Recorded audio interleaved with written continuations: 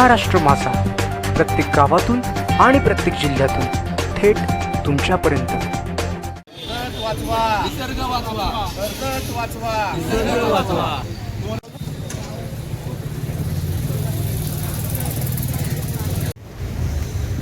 सर्वांना नमस्कार। आज आपण दिवसभर सर्वच माझे आदिवासी बांधव असतील आणि कर्जत बचाव समितीचे सर्वच कार्यकर्ते आणि तालुक्यातून आलेले आणि भेट देऊन गेलेले सर्वच माझे समाज बांधव असतील, वेळेत वेळ काढून आपण या आंदोलनाला उपस्थित राहिला त्याबद्दल सर्वप्रथम मी आपले आभार मानतो।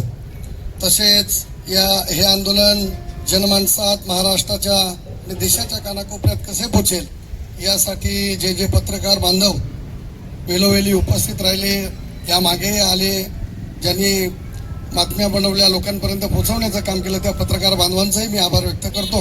आणि यापुढेही आपण असंच, आता पत्रकार साहेबांनी सांगितलं, पेन्ने साहेबांनी, की आम्ही सर्वच पत्रकार आपल्याबरोबर कायमस्वरूपी या संघर्षामध्ये, या लढ्यामध्ये उभे राहू म्हणून। बंधूंनो, मी तुम्हाला डे वन पासून मी असेल, ॲडव्होकेट मोरे साहेब असेल, बाजीराव दोले, आम्ही सर्वच कार्यकर्ते, सर्वच तालुक्यातील बचाव समितीमधले, ज्या वेळेला शनी मंदिरामध्ये 2-3 आमच्या मिटिंग झाल्या, पाळीला मिटिंग झाली आदिवासी बांधवांबरोबर, काल संध्याकाळी आम्ही 4-5 मिटिंग केल्या।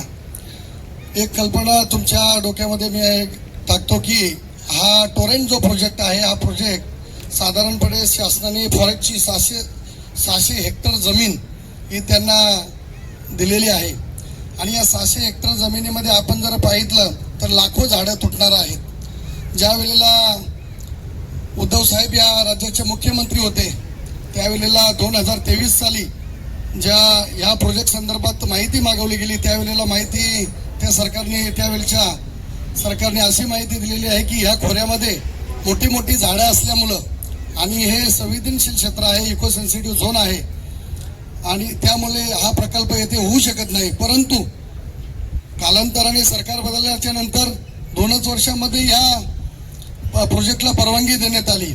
तर हे धनाढ्यांचे झोली भरण्यासाठी या सरकारने हा घेतलेला निर्णय आहे।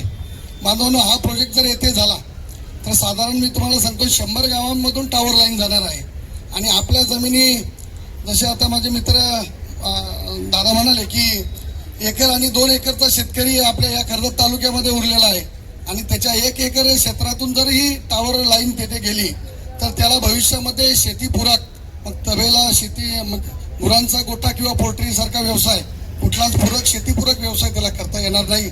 म्हणून येणाऱ्या काळामध्ये ज्या पेपर नोटीसमध्ये जेवढी गावं आहेत त्या गावांच्या मध्ये मोरे साहेब आपण जाऊन गाव बैठका घेऊन लोकांच्या मध्ये जनजागृती करून येणाऱ्या काळामध्ये तीव्र असं आंदोलन या टोरेंट, शिलार आणि पोशीर हे जे धरणं, ही 2 धरणावरती सुद्धा छोटे पॉवर प्लांट बसवले जाणार आहेत। त्याच्यामुळे आपण म्हणतो का टोरेंटचाच प्रोजेक्ट पॉवर प्लांट आहे, तर तसं नाहीये। जेवढी धरणं होतील तेवढ्या धरणांच्या वरती पॉवर प्लांट उभं राहील आणि मग तालुक्यामध्ये एक टावरचं झालं आपल्या तालुक्यामध्ये एक तयार होईल। म्हणून याच्यामधून जर आपल्याला आणि आपल्या शेतकरी बांधवांनी मेन महत्वाचा मुद्दा की जे आपले आदिवासी बांधव आहेत त्यांना शासनाने दिलेली जी दली भूभाग आहे त्या जमिनीमध्ये ते वर्षानुवर्षे शेती करत आहेत, फळझाडं लावलेली आहेत।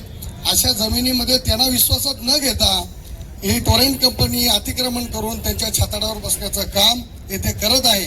म्हणून याला वाचा फोडण्यासाठी आपण सर्वजण एकत्र येऊन येणाऱ्या काळामध्ये जास्तीत जास्त मोठ्या प्रमाणामध्ये आपण लढा उभा करू आणि कर्जत तालुक्याचा होणारा ऱ्हास, जे काही आता आपण टोरेंटचे प्रोजेक्ट जो बनतोय ते जो खोरा आहे, साधारण बांधापासून 30 ते 35 किलोमीटर जंगल तुटलं जाणार आहे। बांधवांनो, आत्ताची जी आपली 40-42 डिग्री हीट आहे, ज्या वेळेला ही 2 पोशीर, शिलार धरण आणि टोरेंट या धरणांच्या साठी जी झाडं तोडली जातील ती साधारण 10,000 एकर पेक्षा जास्त जागेवरची झाडांची कत्तल होणार आहे। आणि मग आपण विचार केला पाहिजे की आता जर 40 डिग्रीच्या पुढे हीट असेल तर येणाऱ्या 2 वर्षानंतर या कर्जत तालुक्यामधली हीट ही साधारण 50 डिग्रीच्या वरती गेलेली असेल।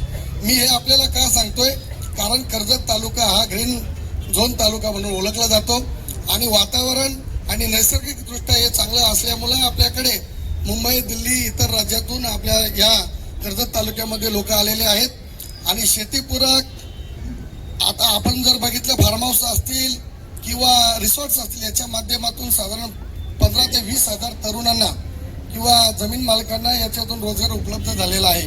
म्हणून हे जर सर्व आपल्याला थांबवायचं असेल तर येणाऱ्या काळामध्ये आपण एकजुटीने हे टोरेंट कंपनी आणि पोशीर शिलार धरणाच्या विरुद्ध एकजुटीने उतरणं गरजेचं आहे. म्हणून येणाऱ्या काळामध्ये आपल्याला 1-2 दिवसामध्ये मोरे साहेब आणि आम्ही जी काही आमची कमिटी आहे तिची बैठक होऊन पुढे आपल्याला कशा प्रकारे जायचं आहे याची कल्पना व्हॉट्सअप किंवा इतरही माध्यमांच्या द्वारे आपल्याला दिली जाईल.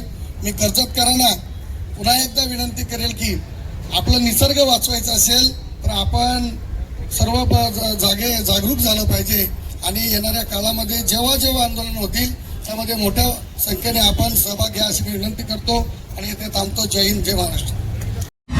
महाराष्ट्र माझाला सबस्क्राईब करा आणि बाजूचा बेल आयकॉन प्रेस करून मिळवा आपल्या परिसरातील ठळक आणि ताज्या घडामोडी.